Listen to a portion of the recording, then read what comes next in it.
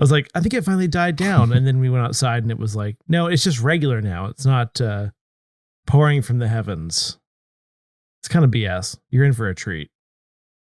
Oh, yay. I will make sure to bring something waterproof. Bring your mucklucks and your galoshes. It's going to be a wet one. Welcome to Namely 90s. Wow. The podcast that takes you back to the time before smartphones, Google, and Y2K. Join your hosts as they relive the pop culture that shaped a generation and the parts that many people wish they could forget. Listen in to the conversation about how the decade defined those who spent their childhood there and how it shaped them as adults. So, turn down the grunge and dial up the internet. Let's get started. It's time for Namely 90s. That's right. You're listening to Namely 90s. My name's Andrew, and over there is Brandon. That's me. You can find us online at namely90s.com or on Instagram and Bluesky at namely90s. You can also find us on YouTube every Monday at youtube.com/namely90s. And finally, if you'd like to support the show, head over to patreon.com/namely90s to get signed up for one of our support levels. Oh, well, the holidays are upon us. The holidays are upon us, yes. It was the night before the holidays. Yeah. Happy Hanukkah. Merry Festivus for the rest of us. Yeah, so we're not doing the Christmas specials this year in the way that we normally do, in that we're not doing 12 episodes over the course of 12 days with guests and all of our friends coming by. But what we are doing is we're doing an audio commentary. So what we are doing is phoning it in. You may detect that as we go through this next episode. I don't know if phoning it in is the right word. We planned this. We thought about it at least for 40 minutes. Yeah. We had concepts of a plan, let's say. Yeah. And I kept dropping the ball. Okay. So originally last week after we finished recording, or it might have been 2 weeks ago, I was like, I should reach out to our friends that normally come on the show and see if they want to just record a quick thing that we could just drop into a movie commentary that we're doing. And then we got to hear I didn't do that. And then you were like, yeah, I don't think I have a movie in me for recording. And I was like, yeah. No, to be very honest, I'm quite tired. I haven't been sleeping too well. Same. I think I went to bed at 1 last night and got up at 6. The sad thing is I went to bed on time, got up at a normal time. I still feel terrible. I think that's just called being in your mid-30s. Mid-30s. It's winter, so it's dark at 4 here. Yeah, we're old. Yeah, that's for sure. Yeah. Oh, I have back pain from standing. That's healthy. That's why I got the lumbar support on this chair. Oh, where's my lumbar pad? No. Theoretically, I could drop down into the office chair since we're not on video. and for those of us who have never watched an episode of Namely 90s, you could just skip ahead to the part where it says audio commentary if you're just looking for an audio commentary for Seinfeld the Race.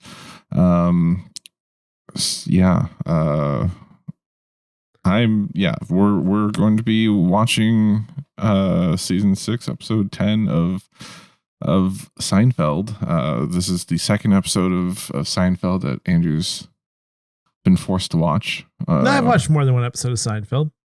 Oh, I mean, for this podcast is my second one, but yeah. Well, the first time that we did it, which you could check out on our first annual 12 Days of Christmas specials. I believe it was day 4 with the host your friend. Was that your friend? No, we watched that was somebody else. We watched it with a professional Canadian journalist from History of the 90s. Yeah. History of the 90s. Yes, thank you. Yeah. and we watched The Strike, which was that was day 3, History of the 90s with Kathy Kenzora, I believe. Yes, that's right. That's right. And she's still popping off, doing great episodes of 90s history. You can check out day 3 of the 12 Days of Christmas specials with History of the 90s. We watched Seinfeld. At the time, you said that was the first that you had not seen Seinfeld. I mean, I had seen episodes of it. So maybe I misspoke. Yeah, but I hadn't. Okay. I've actually watched an entire episode of Seinfeld all the way through. Right. Maybe in high school. Maybe. Okay, girly, pop off. Yeah. We're doing something new because this is our first live watch of something. Yes. Yeah. Usually we'll have people for these specials, for those old specials that we did, which there are 48 of them, and you can go and listen to them right now if you wanted to, and go support our friends. We would watch the episode beforehand and then just discuss. No, we're doing a live audio commentary. So be prepared for a bunch of stuff just edited out because we've said the wrong things. No. I never edit anything ever. So congratulations, Andrew. Enjoy the gauntlet of getting through this 90s episode of 90s humor without falling into it. Yes. What's the deal with that? What's the deal with airplane food? B movie. Yeah. So without further ado, well, maybe a little bit more ado. Just background on this episode. Background on this episode: season 10, episode 6. Season 6, episode 10. Getting a little dyslexic here. So this is the other famous Seinfeld Christmas episode. I don't want to give away the plot, but essentially it talks about middle school rivals, communism, and department store Santas. Killer bees, the Magna Carta, short guys. And anything saying you'd like to bring to the party. All right. Yeah. Are you ready, Andrew? Oh, y'all ready for this? Yeah. All right. Let's play it. Roll the tape. Oh, and then for our audio commentary listeners that want to watch along, I think you could watch this on Netflix right now. I bought the episode on Amazon Prime, so it's 23 minutes and 53 seconds long, and we are starting in 5, 4, 3, 2, 1.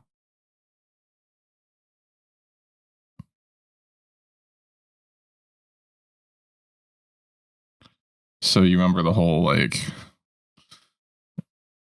think my mom had that haircut at one point.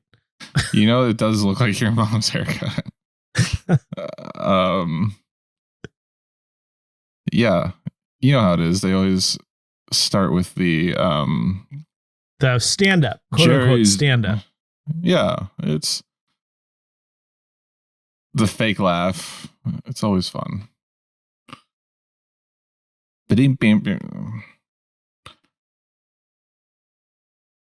Oh yeah.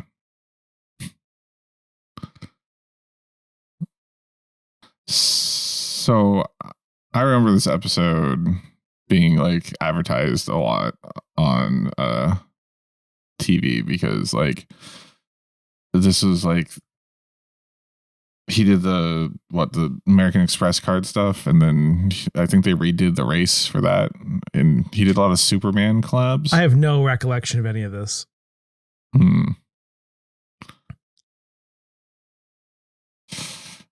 So yeah, I think he just wanted to date. I think he just wanted to date her because her name was Lois.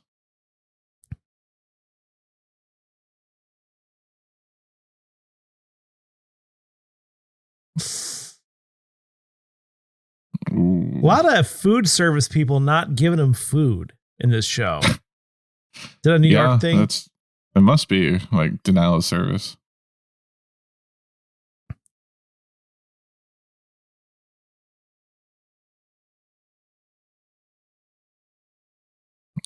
Ned's red. Ha! Made the joke before it happened. Sorry, I was looking at his hairline. I was distracted. It is impressive that he got. I love that people were still worried about communism in the 90s. Right. He's a communist.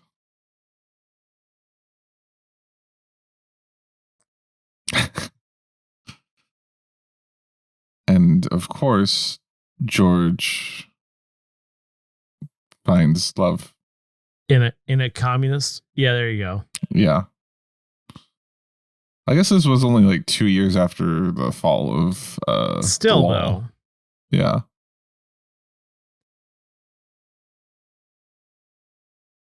It sounds like a cake company. Oh, Duncan Hines. Yeah. Or Oscar Mayer.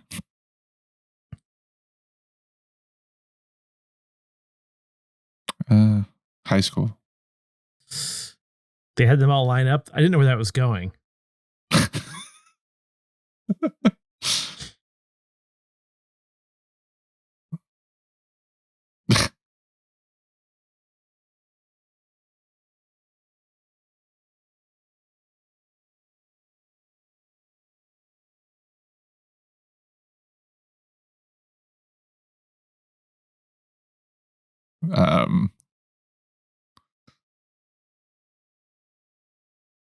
I just love George's delivery on everything. It's gotta be exhausting. Can't believe it. Very Larry David.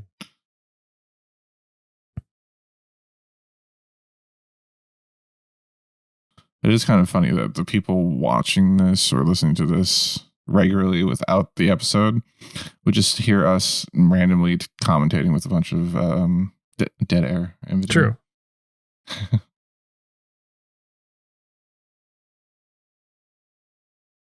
Wow.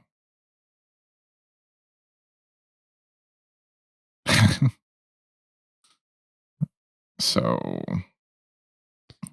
the thing about Seinfeld that I realize is like, I never know what the hell they're talking about. It's like way over my head, and I'm not like an idiot. I mean, it's like why? It's just like so niche and random because it's about nothing, right?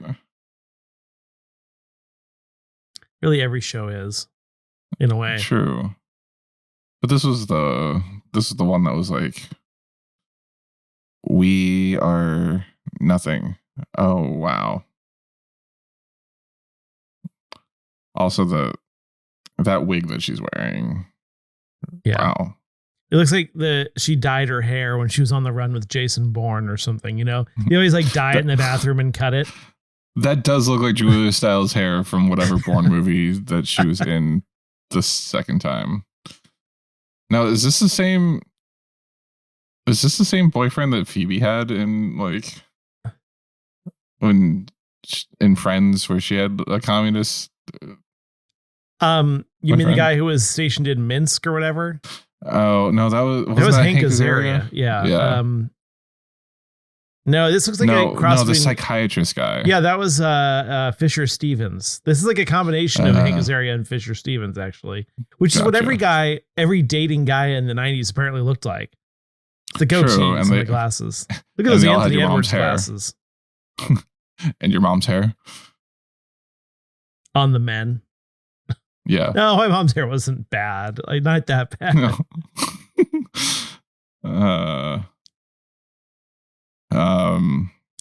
Let's see. There's a deleted scene where Kramer takes George down to the Cuban embassy.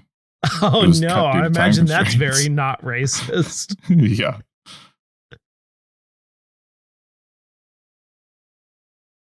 Who isn't these days? Right. That's pretty cool. Isn't it funny that the Republicans' color is red now? That is funny. I never thought of it. Are they? I think fascists like red too, though. True. Because they like the color of blood. Oh, it's the first appearance of Kramer. I thought he got canceled out of the show.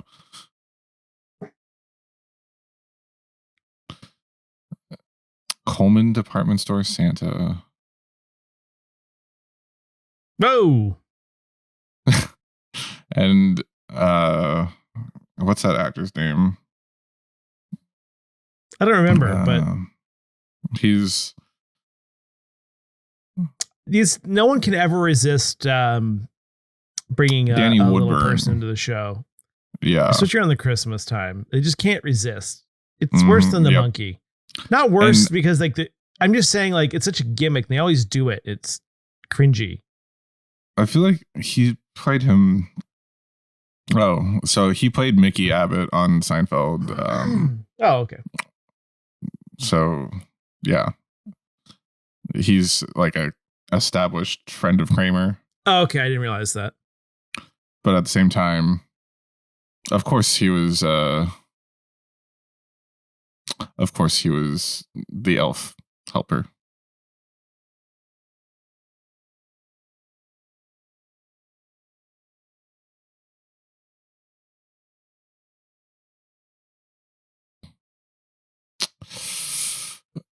Okay. That sounds like Italian, which seems offensive. I thought he was going for Norse. Some sort of. That was like a weird Italian to me, but. Oh, you're welcome to be offended.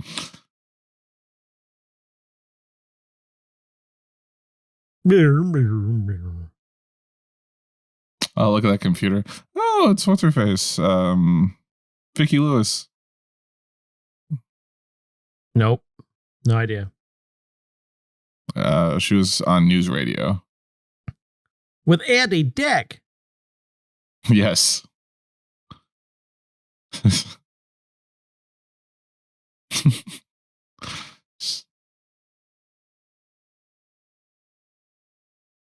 Oh, wow. Toys R Us in the background. Yeah, remember those are the days. Oh, yeah. Although FEO Schwartz was the better New York one, I think, right? What makes this guy a communist? I just he reads the Daily Worker. No one likes the labor union more than the Republicans. Just saying.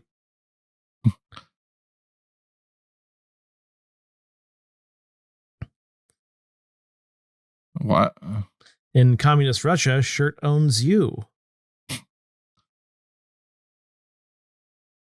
Uh-oh.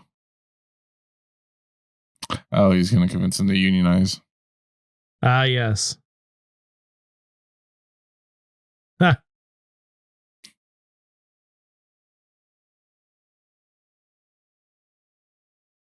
How does he just know this off the top? Yeah.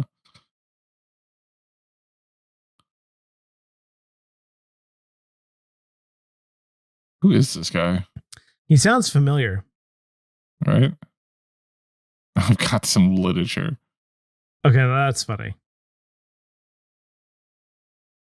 Oh yeah, Mickey's usually like the Mickey's usually common sense.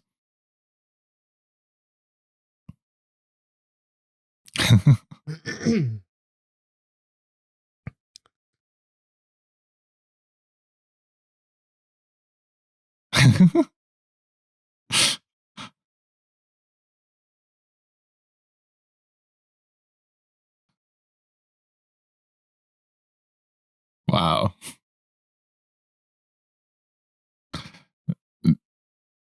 I feel like this is something we would do. Fake, yeah, except you would have ordered like a sex on the beach or a yeah. mudslide. Yeah.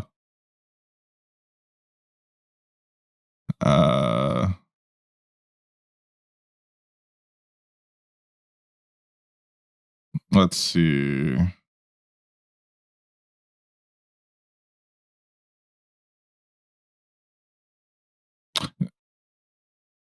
Todd Kimsey plays Ned.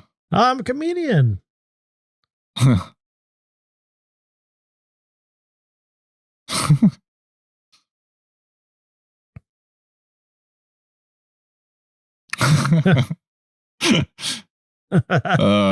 Did you ever notice?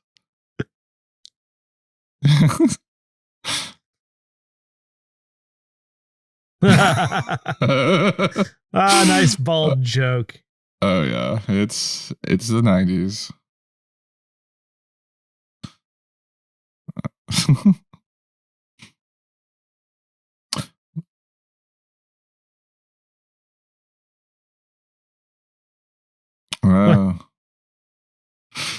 Classic.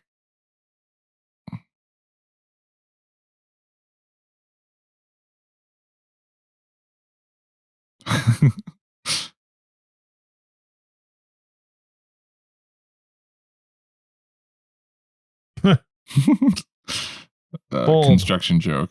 Yeah. Also, the word Guggenheim is just funny. I feel like that's a comedic beat there. The Guggenheim.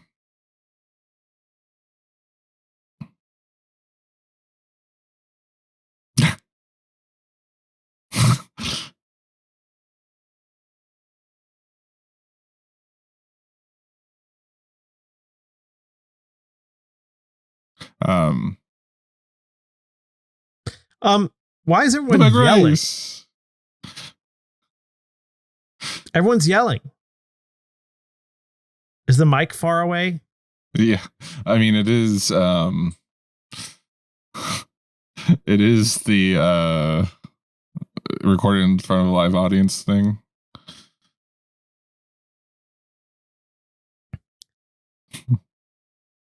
Wow. What are they laughing about? Being taken advantage of by adults.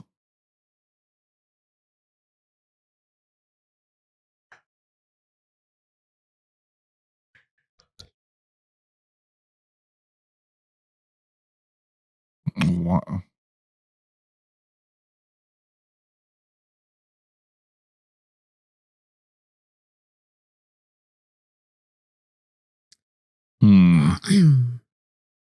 Why are they going out with her boss? Because he's intrusive, has no boundaries. Yeah. Well, they're old high school chums. I thought he was supposed to be on a date with this chick. I guess so. He didn't want to be called a liar.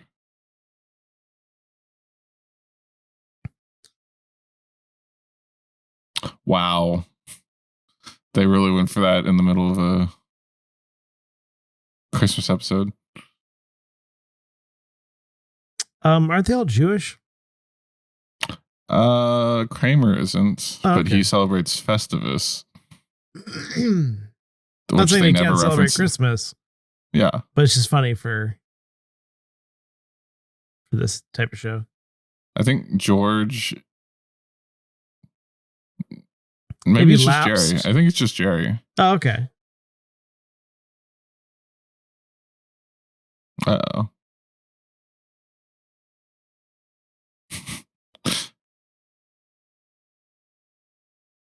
Imagine someone you called into the office now for being a communist.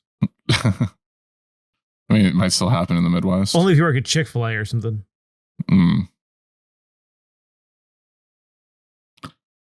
Huh. Wow, a corded phone.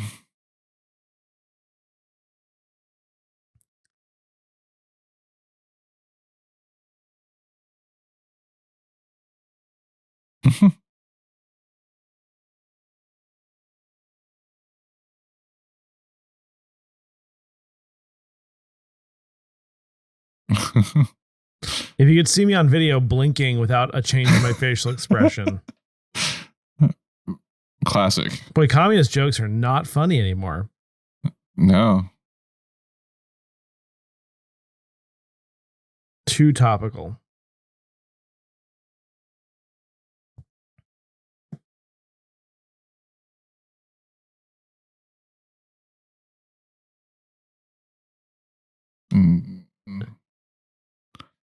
His father was... Wow. But she's blacklisted. What kind of tree is that? It's a different style.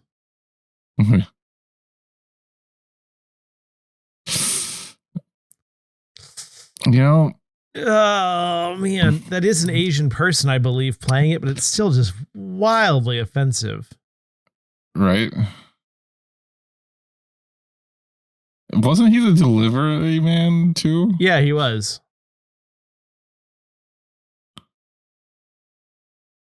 Oh, she's gonna get him blacklisted too.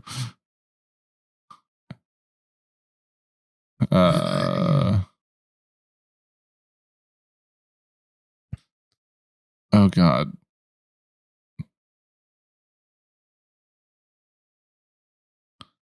But I want a racing car set.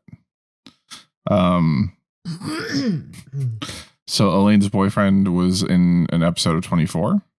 Okay.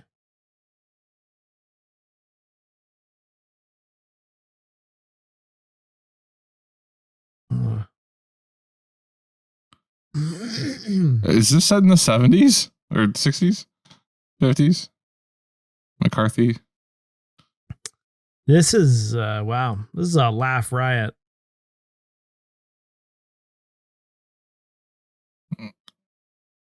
Is it that one guy? Yeah, that's that one guy. Let's see. He plays in House at some point. That is Mark Christopher Lawrence. I believe he's in House. Yeah.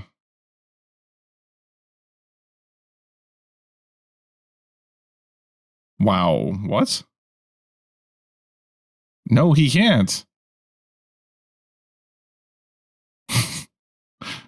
Is this just a communism? No, I'm thinking that was a different guy than I thought it was. Oh.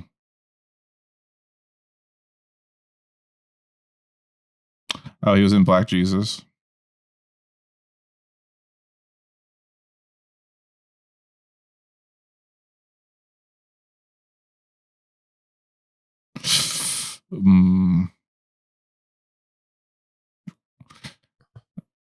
Good Lord. That was the setup for the joke. Yeah.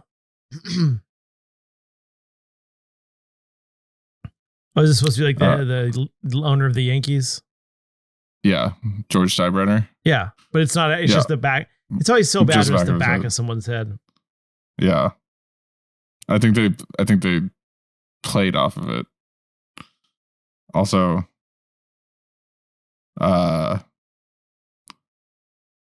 boss. Oh, now he's gonna lean into being a communist. Yes, and get sent to Cuba.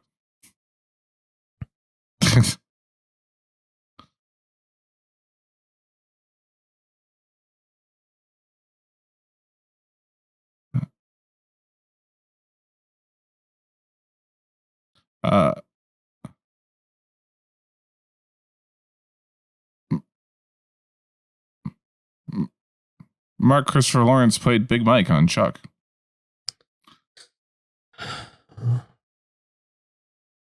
Boy, I wish this is like a lecture where I'd watch it like 1.5 speed just to get through it. How much time do we have left?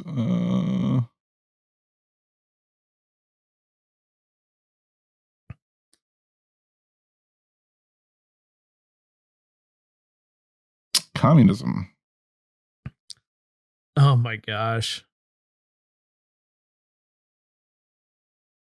So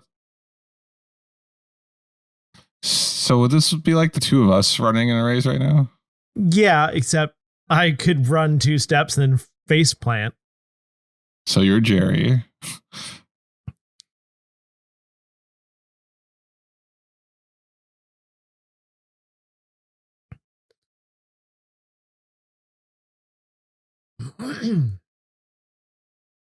That's their high school coach. Let me guess. Jerry's going to cheat again and then fall over.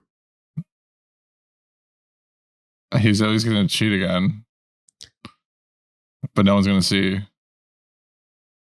Yep. Maybe Kramer's going to run him over. Or the car's going to backfire. Oh, yeah. Because cars do that. I knew he was going to take off early. Without question.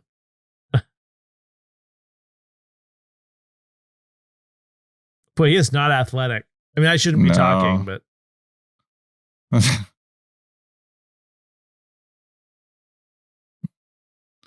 And this is the Superman theme from the John Williams one from. I was going to say, it sounds like movies. John Williams. I should have said it. Well done. This is. Wow. Why are people clapping weird? It's like it's in slow motion, but it wasn't actually slowed down. They're like doing this in real time. Yeah. He pushed Elaine out of the way to hug Lois.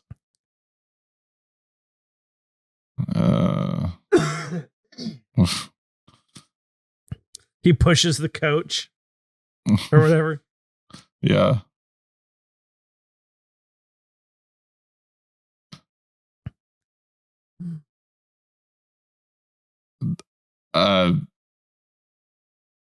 Merry Christmas.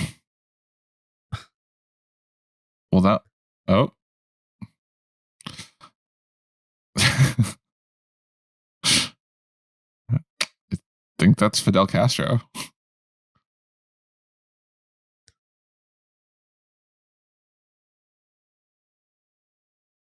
This is not the right accent. It just doesn't feel like the right accent. No.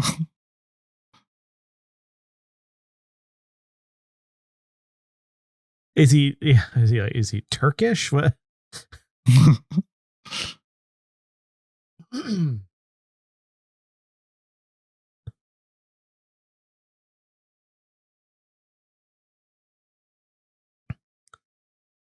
So I think the joke is Steinbrenner keeps talking all the time too.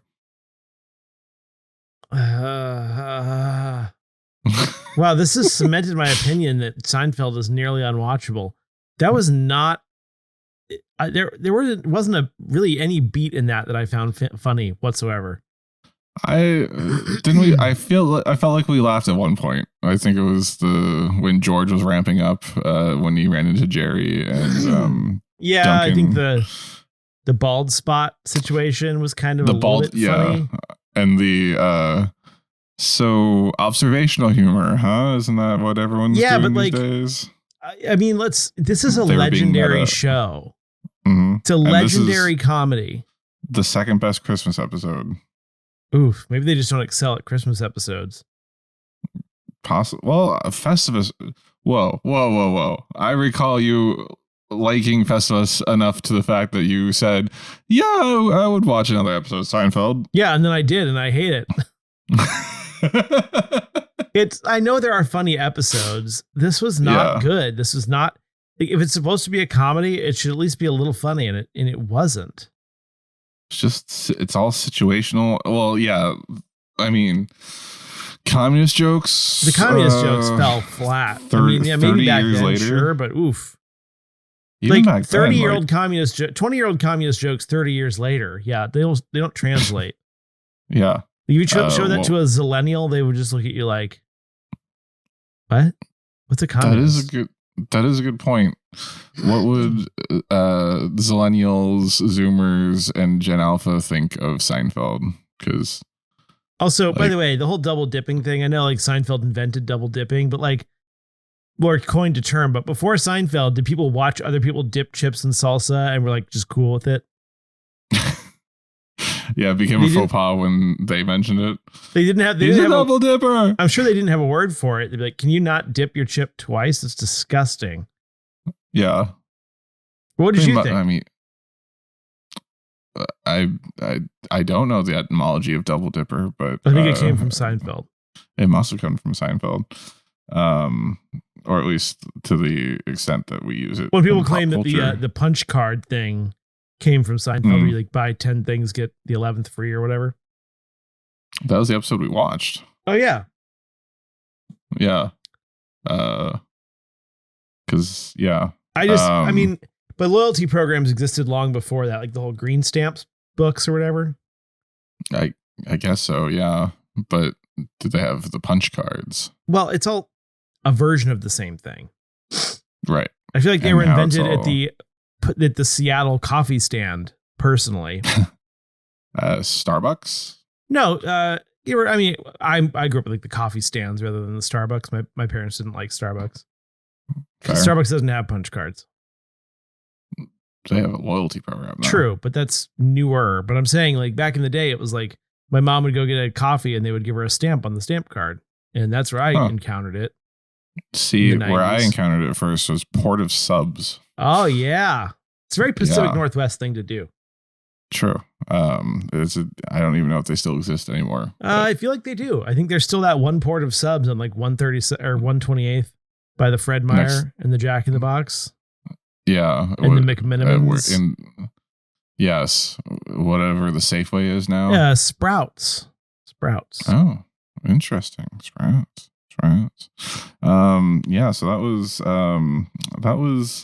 Seinfeld The Race, season 6, episode 10. The studio audience was racing out of the studio.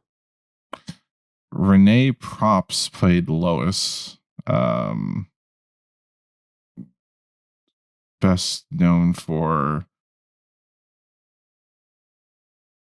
Weird Science. Okay. She looked familiar, but was nobody. Get Shorty. Let's see if she's been in anything. I think the wig made her look familiar. Yeah, she looked like Terry Hatcher, kind of. Which I guess was the point, because The Adventures of Superman. Oh, yeah, that's a good point. I didn't even think of that. Yeah. Huh. Okay. Yep. Well, that was The Race. Let's see what the ratings were on this. Some pop culture references. A recurring joke throughout Seinfeld is the reference to Superman. The theme features prominently in The Race. Jerry's line to Lois, "Faster than a speeding bullet, Lois," is a reference to the Superman series Adventures of Superman. He also at one time says, "Why, I'd have to be Superman to do that, Lois." God, people who write Wikipedia articles. Yeah, that was really, they did really good. The subtlety was real. Mm-hmm. At the end of the episode, Jerry breaks the fourth wall and winks to the camera after he says, "Maybe I will, Lois. Maybe I will."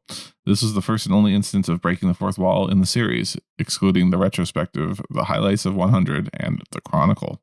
The wink towards the camera is a reference. Superman. Oh, yeah, Silver Age and TV series. Wink. Yes. The only thing worse than this episode was the episode of Superman that we watched for the holidays. Oh yeah, with Mr. Mixapitl. Mixapitl. Beelzebupitl. I don't know. Beelzebupitl. It was Mixtamiddle. Oh, here's one thing I didn't know. Jerry's declaration of "I choose not to run" is a reference to President Calvin Coolidge's statement, I do not choose to run." Wow. That joke killed. Yeah. President. Yes, I'm very well versed in my Calvin Coolidge quotes. Get out of here. 1927. The hack. I'm sorry, I'm going to say hack on that one. Larry David or Seinfeld. I'm not sure who wrote that joke, but it was hacky. It sounds more like a Jerry joke. The Daily Worker was a communist newspaper that ceased publication in 1958. It is presented in this episode as still being in print. Lois makes a reference to Duncan controlling the means of production, a relevant part of Marxist theory. Cold War paranoia is lampooned through a young boy making commie accusations against Kramer, calling him a traitor, while Mickey tries to keep him quiet, as well as Hop Singh's blacklisting of Elaine and George's conversation with Steinbrenner about being a communist. Yes, these were obvious. Wow. The deep analysis. This is worse than like sports analysis. It's the team that scores the most points is going to win this game. Chad, what do you think? It's like, yeah, that's usually how it goes. Yeah.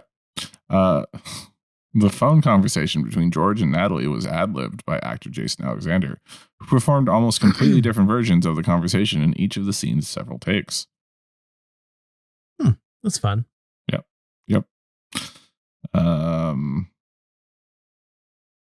I'm going to say no more Seinfeld.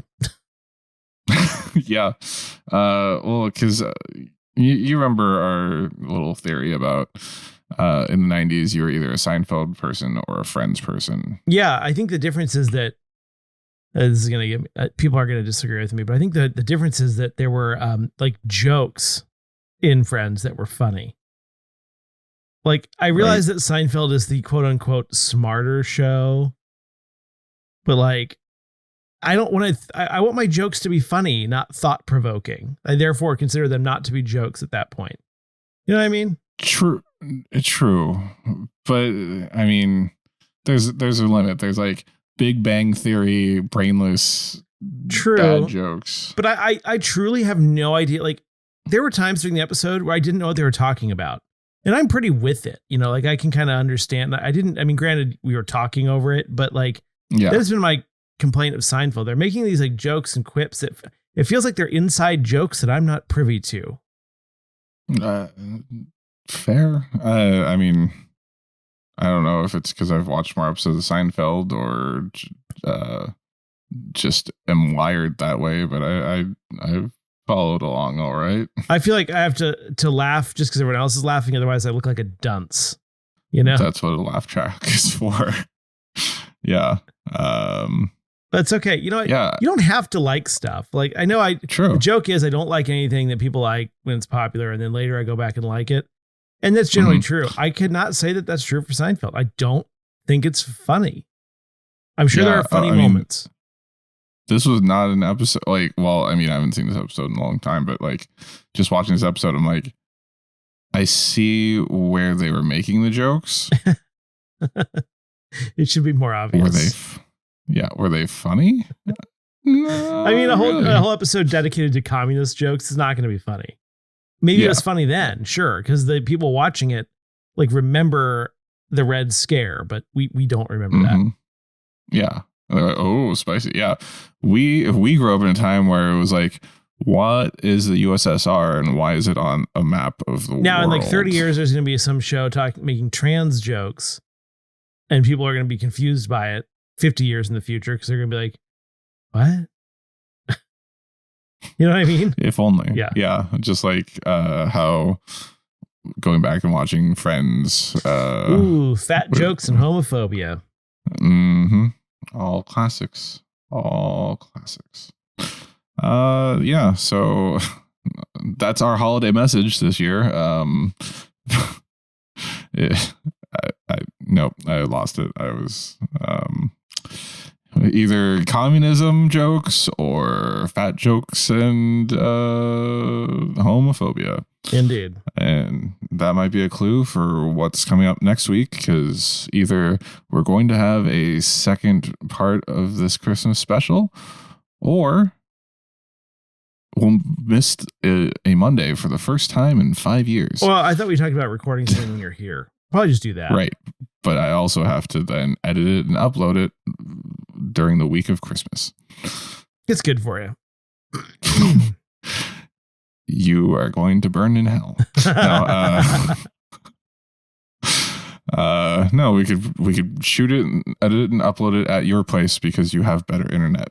That's a good plan. Yeah, your hotel internet won't do it, or you're not at the hotel, whatever. Yeah. Anyway, no, but my aunt's 256K modem probably won't. No. Upload. She doesn't actually have 256K. No, but the cable modem's not fast. All right. Well, I'll allow it. All right. Yeah. Well, happy Christmas. Merry Hanukkah. Which starts, I believe, on Boxing Day. And happy Festivus to the rest of us. And anything else that you might celebrate during this winter solstice season. Kwanzaa. The Harvest Festival. Winter Solstice. Castbox, iHeart, Good Pods, and wherever you celebrate your holidays. Yeah. But yeah, that's it for this week's Christmas special edition of Namely 90s. Remember, you can find new episodes out every Monday. Find us on Instagram, Bluesky, and YouTube at Namely 90s with 90s, and tell us what you want us to talk about on future episodes. If you'd like to support the show, please check out our Patreon at patreon.com/Namely90s, also with 90s. And finally, you can also contact us through our website, namely90s.com. Please subscribe to us on Apple Podcasts, Spotify, YouTube, Audible, Daily Worker, Pocket Cast, CastBox, iHeartRadio, Good Pods, and wherever you get podcasts from. I'm Brandon. That's Andrew, and we'll catch you. Oh, happy Festivus, Merry Christmas, and Happy Hanukkah, and we'll catch you next time.